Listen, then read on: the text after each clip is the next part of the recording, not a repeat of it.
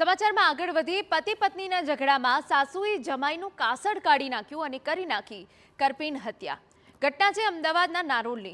આરોપી મહિલા દીનાબેનની દીકરી અંજલિએ મૃતક પરેશ સાથે પ્રેમ લગ્ન કર્યા, જે બાદ બંને પતિ પત્ની વચ્ચે અવારનવાર ઝઘડા થતા હતા, જેના કારણે અંજલિને તેની માતા પોતાના ઘરે લઈ ગઈ હતી, જેથી મૃતક પરેશ સાસરીમાં જઈ આરોપી મહિલા સાથે બોલાચાલી કરી હતી કે કેમ તમે મારી પત્નીને મોકલતા નથી.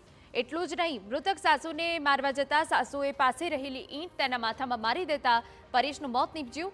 ઘટનાની જાણ પોલીસે તાત્કાલિક થતા પોલીસ દોડી આવી અને આરોપી મહિલાની ધરપકડ કરી. જોકે મૃતક પરેશ પણ ગુનાહિત ઇતિહાસ ધરાવતો હોવાનું સામે આવ્યું.